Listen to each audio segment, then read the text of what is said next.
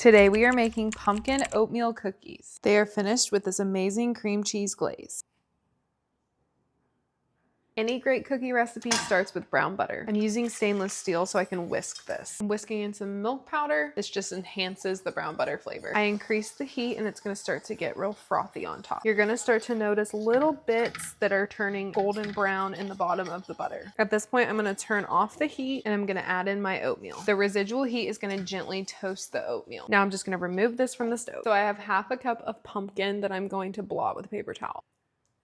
This is gonna remove excess water. I repeated this until I had about 65 grams of pumpkin left. So the rest of this recipe is very simple. You don't need a mixer or anything. 1 egg yolk, vanilla, that pumpkin that we blotted, cinnamon, and pumpkin pie spice. Give this a good mix. So the mixture is still gonna be pretty wet. And now for the dry ingredients: flour, baking soda, and salt. I usually just whisk the dry ingredients on top of the wet a little bit instead of using a separate bowl. Now the cookie dough should really start coming together. Scooping about 12 of these per baking sheet. And while these bake, we'll make the glaze. Starting with butter and cream cheese. Gonna microwave this until it starts to melt. This was after about 30 seconds. Now I'm adding in the powdered sugar and the vanilla. Give this a stir, and you just wanna mix that until it's nice and smooth. If at any point it's ever too thick, you can always add a little warm water, transferring this first batch to a cooling rack. When you're glazing these, be sure to have something underneath so you don't make a mess on the counter.